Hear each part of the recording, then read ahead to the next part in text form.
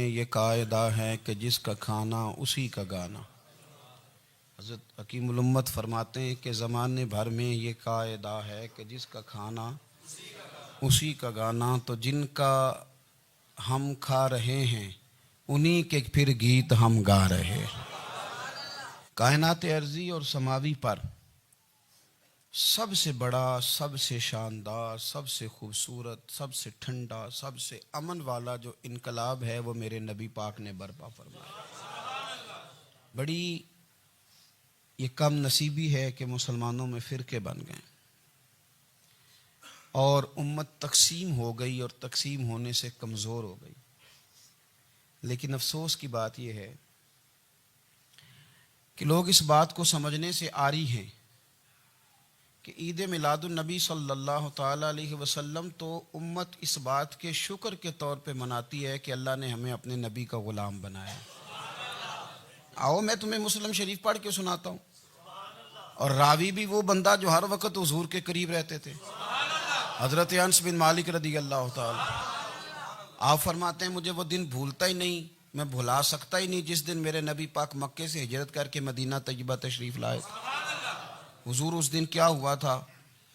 تو حضرت انس بن مالک فرماتے ہیں ساری بیبیاں چھتوں پہ چڑھ گئیں، ساری عورتیں اپنے اپنے کام میں مصروف ہوتی ہیں، کوئی کسی وجہ سے چھت پہ چڑھ جائے تو چڑھ جائے، ساری کٹھی تب بھی چڑھتی ہیں جب گلی میں کچھ اور ہو، جب کوئی انوکھی بات۔ ساری بیبیاں چھتوں پہ چڑھ گئیں، بچے درختوں کے ساتھ چمٹ گئے، اور فرماتے ہیں کہ 70 کے قریب لوگ حضور کی سواری کے آگے تھے اور باقی سینکڑوں کی تعداد سے سواری کے پیچھے تھے، اور فرماتے ہیں یہ الگ منظر تھا۔ اور یہ مسلم شریف میں نعرہ موجود ہے، مسلم شریف میں یہ صحیح مسلم میں موجود ہے کہ جب حضور مدینے آ رہے تھے تو مدینے والے نعرہ لگاتے تھے یا محمدہ یا رسول اللہ، اور چلتے ہوئے لگا رہے تھے یا محمدہ یا رسول اللہ کا وہ نعرہ لگا رہے تھے۔ اور پھر حضرت انس بن مالک فرماتے ہیں یہ دو منظر یہ تھے، ایک تیسرا منظر بھی تھا۔ مدینہ شریف کے اندر کچھ قبیلے تھے، آج بھی ایسا ہونا نہیں چاہیے، یہ اسلام نہ صرف اس کو ناپسند کرتا ہے بلکہ اس کی تردید کرتا ہے۔ چھوٹی برادری بڑی برادری آج بھی تقسیم ہے، نہیں ہونی چاہیے۔ عرب کے اندر بھی تقسیم تھی، کچھ قبیلوں کو چھوٹا جانتے تھے، کچھ کو بڑا جانتے تھے۔ ایک قبیلہ تھا بڑا قبیلہ، بنو نجار کا، چودھریوں کا قبیلہ، سیٹھوں نوابوں کا قبیلہ، بڑے لوگوں کا قبیلہ۔ اس قبیلے کی بیٹیاں ایک کونے میں دف لے کے بیٹھ گئیں۔ نبی پاک صلی اللہ تعالی علیہ وآلہ وسلم کے غلاموں بات کو سمجھیں۔ ایک منظر یہ کہ عورتیں چھتوں پہ، آج ہم منع کریں گے کیونکہ یہ پردے کی آیتیں نازل ہونے سے پہلے کی بات ہے، اب آیتیں آ گئیں، اب ہم یہ اجازت نہیں دیتے۔ عورتیں چھتوں پہ چڑھ گئیں، مرد گلیوں میں نعرے لگانے لگے، اور بنو نجار قبیلے کی بیٹیاں، چھوٹی بچیاں وہ ایک کونے میں دف لے کے بیٹھ گئیں اور وہ پڑھنے لگیں طلع البدر علینا۔ اب تو میلاد غریبوں میں رہ گیا ہے، ہمارے یہاں فیشن ہو گیا ہے، جب حالات خراب ہوتے ہیں تو لوگ برکت کے لیے میلاد کراتے ہیں، اور جب امیر ہو جاتے ہیں پھر انہیں میلاد کے جائز ہونے کی دلیل ہی کوئی نہیں ملتی، پھر وہ یہ فیشن ہے۔ بندہ تھوڑا سا پڑھ جائے نا دو چار چیزیں تو ہر چیز کو غلط کہنا اس کی طبیعت ہوتی، پھر یہ فیشن ہے کہ میری سوسائٹی نہیں ہو گئی، کتابیں نہیں ہو گئیں، فرنیچر نیا ہو گیا، دوست نئے ہو گئے تو مذہب وہی پرانا۔ اوئے ہوئے کوئی ترقی کرنی چاہیے، پھر وہ ترقی کرتے ہیں بیچارے، اور جن کی پیچھے 10 نسلیں اور 50 نسلیں میلاد مناتی آ رہی ہیں تو نہیں دلیل کوئی نہیں ملی۔ سبحان اللہ۔ جن کی دادی وضو کر کے کھیر پکاتی تھی 11ویں کی، جب امیر ہو جاتے ہیں تو انہیں 11ویں پکانے کی دلیل ہی نہیں ملتی۔ اب آپ امیر ہو گئے میرے بھائی، آپ کا فیشن ہے، یہ طبیعت کا حصہ ہے۔ آپ چاہتے ہیں کہ میں وہ کام کروں جو درویش لوگ، سادے لوگ نہیں کرتے۔ تم اپنے معاملات کو بچانے کے لیے نعرے لگاؤ تو تمہارے پاس ساری دلیلیں ہیں، لیکن یہ تمہارا نصیبہ ہے کہ تم جھوٹوں کے نعرے لگاتے ہو، لیکن یہ غریبوں کا نصیبہ ہے کہ میلاد والے رسول کا نعرہ لگا۔ یہ غریب کا حصہ ہے۔ لیکن وہ بنو نجار کی بچیاں غریب نہیں، امیر گھرانے سے تھیں۔ انہوں نے جو بات کی اس کو حفیظ جلندری نے لکھا۔ مرحوم کہنے لگے کہ وہ ننھی بچیاں، چھوٹی بچیاں تھیں، کہتے وہ ننھی بچیاں وہاں بیٹھ کر دف بجاتی تھیں اور رسول پاک کی جانب اشارے کر کے گاتی تھیں اور لوگوں سے کہتی تھیں کہ یہ کو ہمارا پیشہ نہیں دف بجانا، ہم تو چودھریوں کی بیٹیاں ہیں، ہم تو بڑے خاندان سے ہیں۔ وہ ننھی بچیاں جو بیٹھ کر وہاں دف بجاتی تھیں، رسول پاک کی جانب اشارے کر کے گاتی تھیں اور کہتی تھی ہم ہیں بچیاں نجار کے عالی گھرانے کی، خوشی ہے آمنہ کے لال کے تشریف لانے، ہمیں بڑی خوشی ہے آمنہ کے لال کے، خوشی ہے آمنہ کے لال کے، خوشی ہے آمنہ کے لال کے، ہمیں خوشی ہے آمنہ کے لال کے تشریف، خوشی ہے بس آمنہ کے لال کے تشریف۔ نبی پاک صلی اللہ تعالیٰ علیہ وآلہ وسلم سے امت کا جذباتی رشتہ ہے۔ یہ پہلے دن سے ہی ابو جہل کب منع کرتا تھا کسی مسلمان کو کہ خانہ کعبہ میں نماز نہ پڑھو، کہتا پڑھو۔ حضرت صہیب ابن سنان رومی سے اس نے کہا کہ آپ اپنے طریقے کے مطابق، مسلمانوں کے طریقے کے مطابق کعبے کے اندر نماز پڑھیں، جو مرضی کریں۔ روکتے تو وہ نبی پاک کے قریب جانے سے تھے، وہ منڈیوں میں بیٹھ جاتے تھے، حضور کے قریب نہ جانا، حضور کے قریب نہ جانا، حضور کے قریب نہ جانا۔ میری بات کو آپ سمجھے اور ہمیشہ یاد رکھیں، امت کا نبی پاک سے جذباتی رشتہ، جذباتی۔ یہ جو رسول اللہ کی امت ہے یہ گناہگار ہو سکتی ہے پر اپنے نبی کی غدار نہیں ہوتی۔ میں آپ کو صحیح کہہ رہا ہوں۔ میرے کلین شیو نوجوان کے کان میں آپ جا کے کہیں نبی پاک، چاہے اس نے نماز نہ پڑھی ہو، چاہے اس نے داڑھی نہ رکھی ہو، آپ حضور کا نام لیں، اس کے رونگٹے کھڑے ہو جاتے ہیں، اس کی طبیعت، اس کا دل دھک دھک کرتا ہے، اس کی ایک ایک روح سے محمد محمد کی آوازیں نکلتی۔ یہ فیض ہے رسول پاک کا اور یہ کرم ہے اللہ کا اس امت کے ساتھ۔ امیر ملت پیر جماعت علی شاہ صاحب محدث علی پوری فرماتے ہیں ایک جگہ ہندوؤں کا جلسہ تھا، ہندو پنڈت تقریر کر رہا تھا، اس نے نبی پاک صلی اللہ علیہ وسلم کی شان میں معاذ اللہ کو بے ادبی کر دی۔ مسلمان تھے ہی نہیں، ایک مسلمان تھا، وہ ملنگ نہیں ہوتے دوری ڈنڈے والے، اس کے پر رنگین ڈنڈا تھا، وہ کہیں دور بیٹھا تھا، تو اس نے سن لی اسپیکر چل رہا تھا، تو وہ ڈنڈا لے کے تو سٹیج پہ چڑھ آیا۔ وہ کہتا ہے میں نے پنڈت کے سر میں مارا ایک ہی ہے پر مارا ذرا صحیح کر کے، وہ ڈھیر ہو گیا، لوگوں نے گرفتار کر لیا، جیل میں چلا گیا۔ پیر صاحب کہتے ہیں میں ملنے گیا، بندے کو بسم اللہ بھی سیدھی نہیں پڑھنی آتی، سورۃ اخلاص بھی ٹھیک نہیں آتی، اسے ربنا آتی نہ دعا نہیں کر سکتا، ملنگ ہے۔ میں ملنے گیا اور میں نے کہا یار نہ تو نماز پڑھے، نہ داڑھی رکھے، نہ تو مسجد جائے، پر تو نے کمال کر دی۔ تو کہتے ہیں پیر صاحب چھم چھم رویا اور پنجابی میں کہنے لگا پیر صاحب میں گناہگار ہاں پر اپنے نبی دا غدار تے نہیں نا۔ یہ گناہگار اور غدار میں فرق ہوتا ہے، میں گناہگار ہوں پر یہ تو نہیں نا کسی کی ضرورت کہ میرے سامنے میرے نبی کے بارے میں بات کر جائے اور ساڈی اچھی تے سچی سرکار نو گل کر جائے۔ یہ بات آپ سمجھیں، دشمن احمد پہ شدت کیجئے، ملحدوں سے کیا مروت کیجئے، شرک ٹھہرے جس میں تعظیم رسول، اس برے مذہب پہ لعنت کیجئے، اور مثل فارض زلزلے ہوں نجد میں ذکر آیات ولادت کیجئے اور یا رسول اللہ کی کثرت کیجئے۔ نبی پاک کا پیار امت کے لیے سرمایہ حیات ہے۔ رسول پاک کے ساتھ امت کا والہانہ رشتہ ہے۔ نبی پاک کے ساتھ والے حضرت خبیب کو گرفتار کر لیا مکے والوں نے، اس وقت غربت تھی اسلام پر، مکے میں سارے لوگ اکٹھے ہو گئے اور چوک میں پھانسی دینے لگے حضرت خبیب کو۔ کہنا آسان ہے، کرنا بڑا مشکل ہے۔ بندہ جیل میں الجھ جائے تو میں نے بڑے بڑے سیانے لوگ معافیاں مانگتے دیکھے، بڑے بڑے لوگ کہتے دیکھے ہیں کہ یہ کام بڑا، قید تنہائی بذات خود ایک مصیبت ہے۔ آپ کو اکیلا رہنا پڑ جائے نا، یہ لاک ڈاؤن ہوا ہے تو لوگ نفسیاتی مریض بن گئے، اکیلے رہنا، تنہا رہنا کوئی چھوٹا کام ہے؟ حضرت خبیب اکیلے اور مکے کا دور اور چاروں جانب کافر، اور چوک میں جب پھانسی پہ لٹکایا جانے لگا تو ابو سفیان بولے اور بول کے کہنے لگے یار بندہ کوئی کام کر کے بڑا پچھتاتا بھی ہے کہ یار نتیجہ کیا نکلا، تو معاذ اللہ آپ کا بھی نتیجہ تو پھانسی ہے، تو آپ کا کیا خیال ہے؟ یہ آپ یقین کریں کہ لوگ صحیح صحیح ساتھ چلتے ہیں، تھوڑی سی دشواری اٹھانی پڑ جائے تو کہتے ہیں میں گاڑی ٹھیک تھا، پر انہی پتھروں پہ چل کے اگر آ سکو تو آؤ، میرے گھر کے راستے میں کوئی کہکشاں نہیں ہے۔ لوگ نا میٹھا میٹھا کھانا چاہتے ہیں، تھوڑا کڑوا آ جائے تو مصیبت بن جاتی، کہتے ہیں سارے ہی فلانے سے پیار کریں گے تو میں کروں گا، سارے مخالفت بھی کریں گے تو ہم انشاءاللہ پیار ہی کریں گے۔ یہ کیا بات ہوئی کہ ہم زمانے کا رنگ دیکھ کے چلیں گے؟ اب بعض لوگ پچھتا رہے ہوتے ہیں حضرت خبیب سے کہا، ابو سفیان نے ابھی کلمہ نہیں پڑھتے تھے، کہنے لگے تو اس وقت پھانسی پہ لٹک رہا ہے اور تیرے نبی مدینے میں اور آرام میں اور ان کے صحابہ آرام میں، اہل بیت گھر میں، تیرے ذہن میں اگر اس وقت یہ بات ہو کہ اس وقت تیری جگہ پہ وہ ہوتے معاذ اللہ، تو پھر کیا ہو؟ میں فخر کر رہا ہوں اس لیے کہ چوری کر کے جان نہیں دے رہا، مدینے والے کی عزت پہ جان دے رہا ہوں، میں فخر کر رہا ہوں۔ فرمایا سن، تو کہتا ہے تیری جگہ حضور ہوتے اور تم انہیں یہاں معاذ اللہ پھانسی پہ لٹکاتے۔ فرمایا سن، میں تو یہ بھی پسند نہیں کرتا کہ میں گھر میں بیٹھا ہوں اور میرے نبی کو ہلکا سا کانٹا بھی چبھ جائے۔ ہمارا اپنے نبی سے محبت کا رشتہ ہے، ایک کانٹا بھی حضور کے قدم مبارک میں چبھے ہمیں برداشت۔ مجمع ان کا تھا، نعرے لگ رہے تھے، ہم نے مسلمان پکڑ لیا، لیکن حضرت خبیب نے اکیلے، اللہ کرے آپ کو میری بات کی سمجھ آئے، اللہ کرے آپ کو سمجھ آئے، اکیلے جب پھانسی کے تختے کے قریب نعرہ لگایا نا کہ میں تو کانٹا بھی نہیں چبھنے دوں گا اپنے نبی کو، اب سارے ہار گئے۔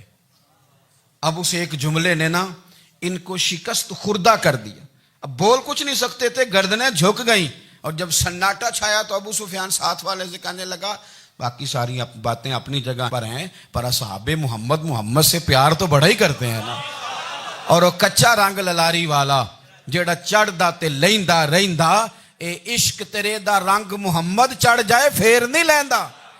کہا یار پیار تو یہ کرتے ہیں نا، اس میں کوئی شک والی بات، اس پیار سے کافر ڈرتا ہے۔ نبی پاک کے ساتھ جذباتی وابستگی، حضور کے ساتھ غلاموں کا جذباتی رشتہ، اور نبی پاک صلی اللہ تعالی علیہ وسلم کی آمد پر تشکر کے جذبات۔ امام رازی نے لکھا ہے کہ حضرت موسیٰ کلیم اللہ علیہ السلام نے تورات کی تختیوں کے اندر ایک امت کا ذکر پڑھا کہ جو امت گناہ کا ارادہ کرے گی تو گناہ لکھا نہیں جائے گا جب تک کر نہ لے، اور نیکی کا ارادہ کرے گی تو رب ان کی نیکی لکھ دے گا، اور جب وہ کر لے گی تو اللہ 10 گنا اجر عطا کرے گا، اور وہ ایسی امت ہوگی کہ جن کے چہرے قیامت کے دن نور کی طرح چمکیں گے، اور وہ امت ہوگی جن کی اللہ تعالیٰ زمین ساری پاک فرما دے گا، جہاں نماز پڑھیں گے نماز ہو جائے گی۔ یہ تذکرے پڑھ کے تو حضرت موسیٰ کلیم عرض کرنے لگے اللہ یہ امت میری بنا دے، تو رب کریم نے فرمایا کہ موسیٰ نہیں، یہ تو میرے محبوب کی امت ہے، فرمایا یہ تو میرے نبی پاک کی امت، حضور کی امت۔ اللہ اکبر۔ حضرت موسیٰ معمولی آدمی نہیں، وہ جلیل القدر پیغمبر ہیں جن کا قرآن کے ہر سپارے میں تذکرہ ہے، کہیں واضح طور پہ کہیں اشارتاً، ہر پارے میں۔ اور حضرت موسیٰ اللہ کے وہ نبی ہیں جو رب سے ڈائریکٹ باتیں کریں کوہ طور۔ کہا اے موسیٰ یہ امت تو میرے نبی کی ہے، تو حضرت موسیٰ علیہ السلام عرض کرتے ہیں، امام رازی نے لکھا ہے، کہتے ہیں اے اللہ پھر مجھے اپنی نبی کی امت میں شامل کر۔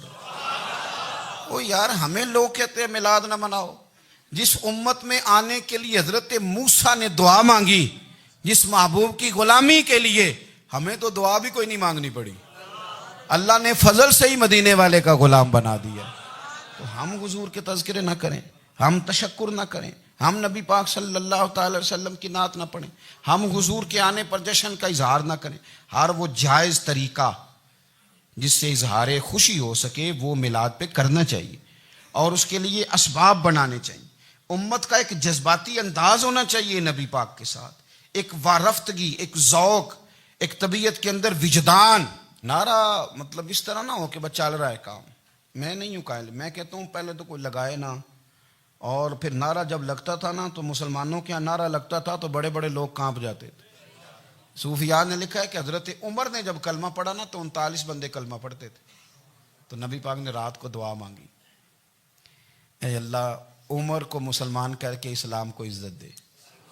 حضرت عمر سویرے آ گئے، میں وہ تفصیل میں نہیں جاتا، بات لمبی۔ حضرت عمر جب آئے نا اور انہوں نے آتے جب کہا نا کہ میں کلمہ پڑھنے آیا ہوں، تو حضور اتنے راضی ہوئے کہ نبی پاک نے کہا اللہ اکبر، تو صحابہ نے نعرے لگائے اللہ اکبر اللہ اکبر، یعنی 40 لوگ مسلمان ہوئے تو نعرے لگے۔